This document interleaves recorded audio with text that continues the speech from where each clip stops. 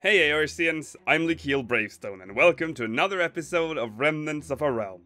In the previous episode we looked back at Nanawa Mines, the Thousand Moss of Totorak and... boats. There is one thing I would like to add to the Totorak segment that I forgot to add in the actual episode.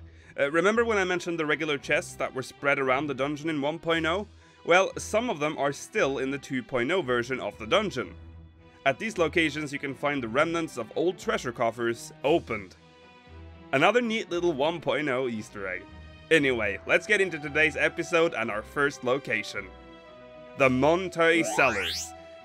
In 1.0, the MunTuy Cellars were located in the East Shroud, just a few moms away from the Gelmora ruins. The MunTuy Cellars were a massive labyrinth of ruins of Gelmoran origin. It was used by Gridanians to ferment beans for use in various sauces and brews.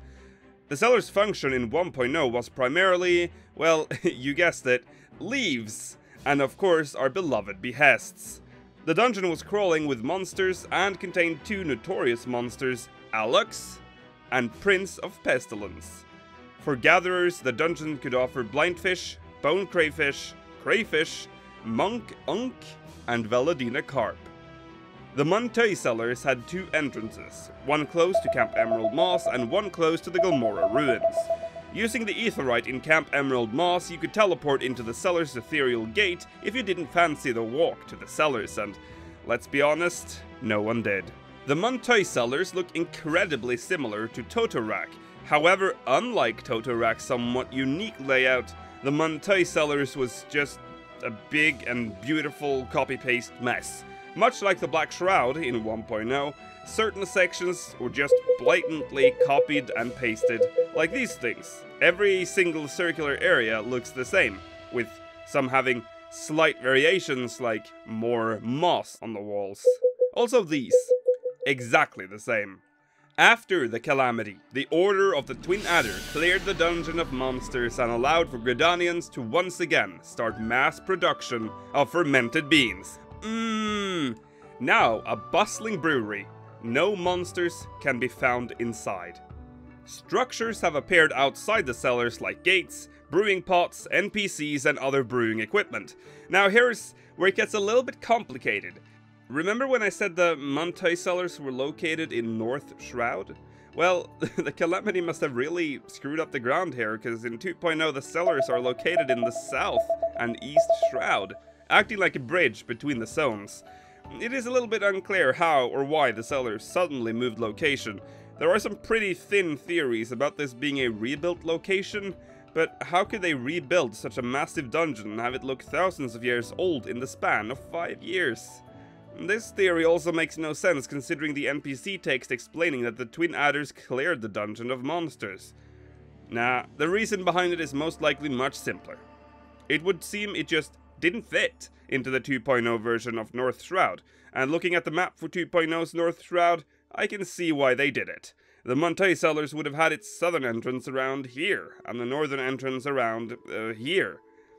Anyway, you have probably already gathered this, but being a map transition location, this dungeon is no longer accessible, but cut off with a zone divider.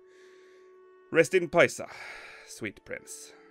From one dark and musty place to another, let's turn our gaze over to an instance dungeon, Cutter's Cry. In 1.0, Cutter's Cry was an instance dungeon, or, well, in 1.0 it was classified as a instanced raid, unlockable at level 50. It was located in northern Thunelin, east of Camp Bluefog, near Cutter's Pass, named after the woodcutters that would cross it as they transported fine woods from Mordona to the Ul'Dan lumber yards.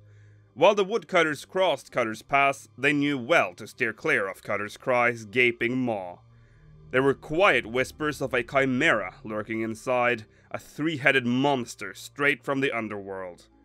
Sometimes when the winds are up and the air bites hard and cold, you can, if you listen hard enough, hear the pitiful cries of those who had fallen victim to the beast. And thus the dungeon was called Cutter's Cry. The dungeon required up to 8 people or a full party to enter. Inside, the dungeon consisted of multiple small chambers connected via small tunnels or shifting sands, small teleport points that would transport you to the next room. Just like in Totorak, Cutter's Cry had multiple roads to take, and it was a common strategy to just split up to cover the entire dungeon efficiently, as the dungeon had a 60-minute time limit. Cutter's Cry was also included in 1.0's Relic quest, A Relic Reborn, where 3 Illumina salts had to be collected by clearing the dungeon. If you cleared the dungeon in 17 minutes or less, there was a 100% chance for the relic item chest to drop. If you spent longer than 17 minutes, the drop rate dropped significantly. There were multiple treasure coffers scattered around the dungeon, some containing artifact gear pieces for warrior and bard, as well as parts of the Darklight gear. The dungeon was also full of sand traps that, if you got hit, would reduce your HP or MP, and some even pull you back a few rooms in the dungeon. Nasty things. This dungeon had 3 bosses: the Martial Myrmidian and the Myrmidian Princess.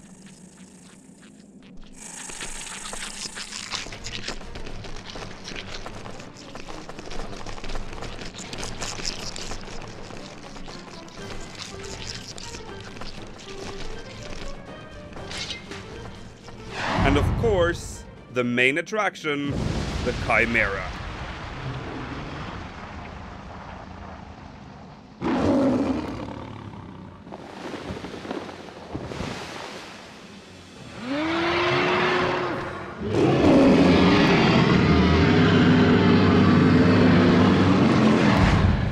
Defeating the Chimera would, just like in Totorak, spawn a dungeon clear chest, plus the additional chests based on your performance in the dungeon. Here are the conditions for the chests to spawn: clearing the instance in 25 minutes or less, kill drones and or sentries last in the first rooms, the dungeon clear chest, which of course was guaranteed, collected all 6 chests in the instance, and the final chest would spawn if you killed the last 2 cactuars in the dungeon. In addition to these chests, a 6th chest could spawn if a player had the A Relic Reborn quest active when clearing the dungeon. After the calamity, Cutter's Cry's entrance has become less a generic cave entrance and more an ant nest. But the biggest change, again, is its location. Cutter's Cry is no longer located in northern Thanalan, but in the northwest of central Thanalan, close to Blackbrush Station. No longer requiring a full party, Cutter's Cry has become a light party dungeon unlockable at level 38, which probably explains the new location of the dungeon, seeing as Northern Thanalan is a higher level area. A few of the old rooms are now gone and the dungeon no longer has optional routes to take, nor are there any incentives to do the dungeon in a different way. The time limit has increased to 90 minutes, and the dungeon falls in line with 2.0's more linear style and is now much easier to navigate. The Myrmidian Princess and the Marshal are now one combined boss, and a second new boss is introduced: Giant Tunnel Worm. At the end of the dungeon he still stands, waiting for you, the Chimera. Let's put Cutter's Cry behind us and look at something that didn't survive the calamity: Battle Regimen. Battle Regimen was a special cooperation ability wherein actions from each player was chained together, creating special effects. If you have played Final Fantasy XI, this should ring a bell, as it's pretty similar to the skill chain system in that game. In 1.0, this system could be used by up to 3 players. By pressing a button called Regimen Mode, you would be able to queue up actions to be used as part of the Battle Regimen. Pressing that button again after everyone in your party had queued up their skills would start the Battle Regimen process. So, what did it actually do? Well, it didn't really blow anyone away, and most players completely ignored the system, as it was, like most things in 1.0, very prone to server latency, slowing down battles for something that really wasn't worth the time. Let's look at the different Battle Regimen combinations and effects, so you'll know what I mean. Queuing up a normal attack with another normal attack like Light Slash would lower the target's physical defense. A normal attack with a magic attack like Phantom Dart would lower the target's magic defense. A normal attack with a magic spell like Fire would increase target's spellcasting time and MP consumption. A normal attack with a weapon skill like Trunk Splitter would decrease target's TP gain and increase TP cost. Let's let's stop there. There are 4 others, but they are as exciting as the stuff I've just mentioned. Don't get me wrong, the effects were okay, but the problem with the system was that not only did the server lag make this a true pain in the butt, but it was also not a guaranteed hit, so you could waste time setting this battle regimen up than having to watch as your battle regimen misses the target. This is one of those 1.0 ideas that looked good on paper but frankly didn't quite work in practice. Additionally, the battle regimen was never properly explained in game. The battle regimen button was just a tiny button on the far left of the action bar with no clear indication of what it was for. So some players actually played through 1.0 without ever knowing about the battle regimen system. As the game transitioned into 2.0, battle regimen was nowhere to be seen. It was instead replaced by the limit break system.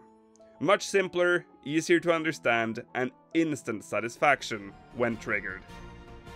And with that, we have reached the end of the episode. Thank you so much for watching. I hope you enjoyed it.